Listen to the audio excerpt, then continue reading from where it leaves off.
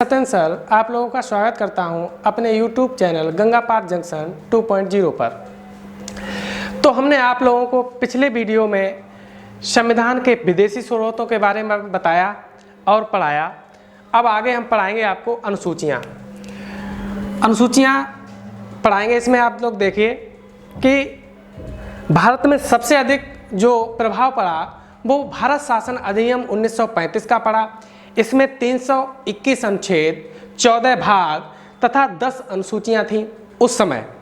लेकिन जब हमारा संविधान बना तब संविधान में 8 अनुसूचियों का प्रावधान रखा गया और 22 भाग और 395 अनुच्छेदों के बारे में हमें बताया गया।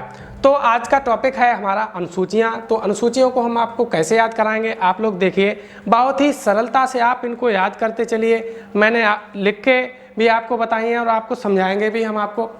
देखिए, पहली अनुसूची जो थी उसमें आप लोग देखिए संघ एवं राज्य, यानी कहने का मतलब है कि 28 राज्य, चूँकि 29 राज्य थे, एक राज्य कम हो गया है, 28 राज्य और 9 केंद्र शासित प्रदेशों का वर्णन जो किया गया है वो अनुसूची 1 में किया गया है। उसके बाद अनुसूची 2 में वेतन, भत्ते और पेंशन के बारे में बताया गया है। इनमें उन्हीं लोगों के वेतन, भत्ते और पेंशन के बारे में कहा गया है जो कि संवैधानिक पद हैं, जैसे आपका राष्ट्रपति है, उपराष्ट्रपति है, इन सब के वेतन, भत्ते और पेंशन के बारे में बताया गया है।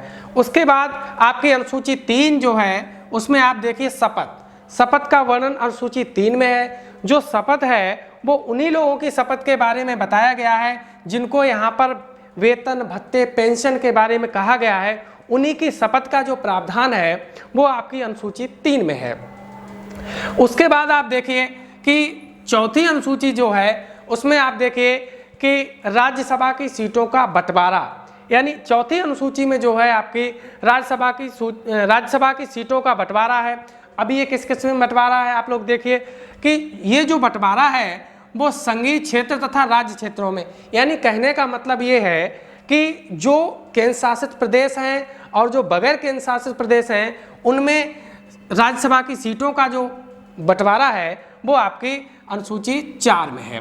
उसके बाद देखिए आप लोग अनुसूची 5 क्या कहती है? अनुसूची 5 जो कहती है वो एससी और एसटी क्षेत्रों के प्रशासन तथा नियंत्रण, यानी एससी और एसटी के जो क्षेत्र हैं उनके प्रशासन और नियंत्रण का प्रावधान अनुसूची 5 में किया गया है। जबकि आप लोग देखिए कि अनुसूची 6 यह कहती है कि असम, मेघालय, त्रिपुरा, मिजोरम राज्यों के जनजाति क्षेत्रों के, यानी ये जो प्रदेश हैं आपके असम, मेघालय, त्रिपुरा और मिजोरम, यहाँ पर ज़्यादातर देखिए जो हैं आपके जनजाति क्षेत्रों के लोग रहते हैं।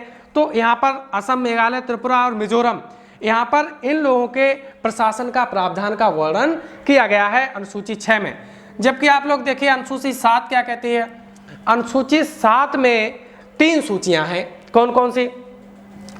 संघ सूची और आपकी राज्य सूची और संपत्ति सूची। ये 3 सूचियों का जो वर्णन है वो अनुसूची 7 में है।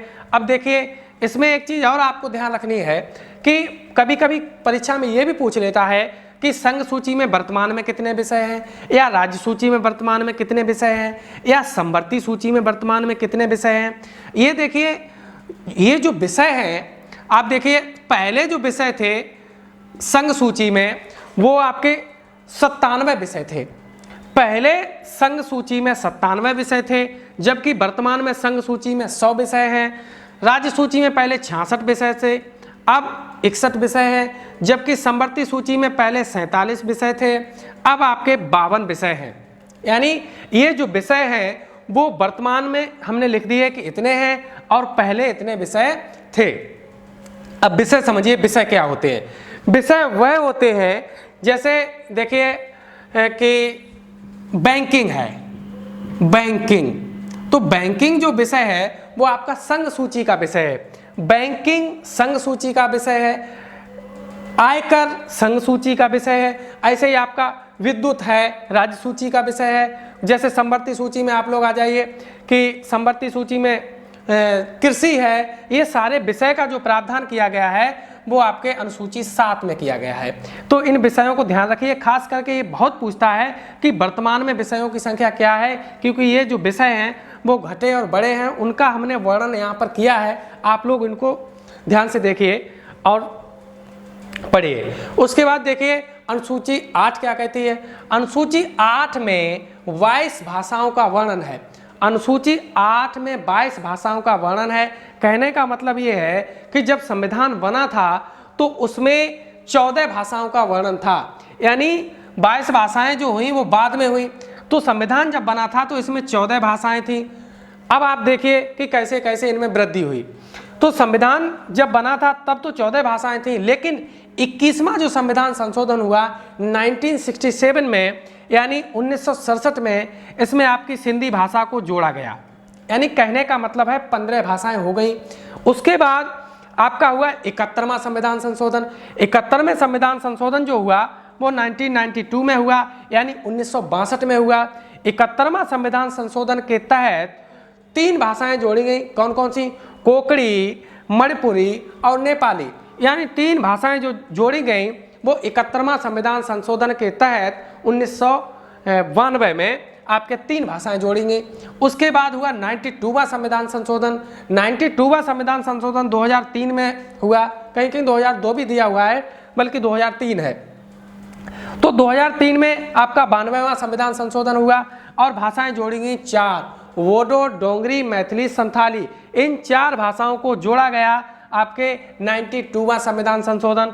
बहुत परीक्षाओं में पूछता है, इन चीज़ों को आप लोग ध्यान रखिए कि 21वां संविधान संशोधन के तहत कौन सी भाषा जोड़ी गई, या 71वां संविधान संशोधन के तहत कौन कौन सी भाषाएं जोड़ी गई, या 92वां यानी 92वां संविधान संशोधन के तहत कौन कौन सी भाषाएं जोड़ी गई। तो आप लोग इनको ध्यान रखिएगा। उसके बाद 9वीं जो अनुसूची थी वो आपकी भूमि अधिग्रहण। अधिग्रहण तो आप लोग समझते ही होंगे कि अधिग्रहण का मतलब है कब्जा करना। यानी जब भारत स्वतंत्र हो गया, भारत स्वतंत्र होने के बाद ये समस्या आई कि भारत का विकास करने के लिए भूमि की आवश्यकता होगी, और जो भूमि की आवश्यकता थी वो कैसी पूरी हो। अब इसके लिए जो भूमि थी वो किसानों की थी। उसके लिए सरकार ने पहला ही संविधान संशोधन किया। भारत का विकास करने के लिए या किसी का भी विकास करने के लिए हमें भूमि की आवश्यकता होगी। तो भूमि की आवश्यकता के लिए इन्होंने पहला संविधान संशोधन किया 1951 में, यानी पहले संविधान संशोधन के तहत 1951 में ये कर दिया कि भूमि अधिग्रहण, यानी सरकार किसी की जमीन पर कब्जा कर सकती है, बशर्ते उसका जो भी मूल्य होगा वो सरकार देगी। ठीक। उसके बाद आपकी 10वीं अनुसूची आती है। 10वीं अनुसूची जो थी वो दल बदल से संबंधित है। दल बदल, यानी कहने का मतलब ये है कि 10वीं अनुसूची के तहत दल बदल को जोड़ा गया। दल बदल जो था वो 52वां संविधान संशोधन, 52वां संविधान संशोधन के तहत इसको जोड़ा गया। और 52वां संविधान संशोधन जो हुआ वो 1985 में, यानी 1985 में चल करके ये 52वां संविधान, यानी कहने का मतलब है दल बदल को इसमें जोड़ा गया। उसके बाद आप लोग देखिए 11वीं अनुसूची। 11वीं अनुसूची में क्या था? पंचायती राज। 11वीं अनुसूची में पंचायती राज को जोड़ा गया। पंचायती राज 11वीं अनुसूची में। और 11वीं अनुसूची में पंचायती राज किस संविधान संशोधन के तहत जोड़ा गया? तो 73वां संविधान संशोधन के तहत। आप लोग ध्यान रखिए, बहुत ही इंपॉर्टेंट क्वेश्चन है ये। सारे के सारे मैंने सारी इंपॉर्टेंट चीजें ही इसमें बताई हैं।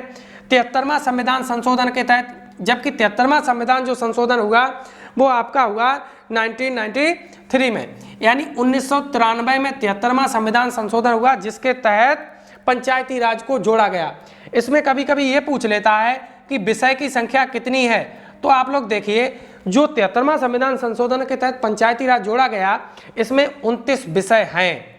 यानी कहने का मतलब पंचायती राज मतलब प्रधान, तो इसके अंतर्गत क्या होता है कि 29 विषय हैं। उसके बाद 12वीं अनुसूची होती है। 12वीं अनुसूची में है आपका स्थानीय स्वशासन। स्थानीय स्वशासन,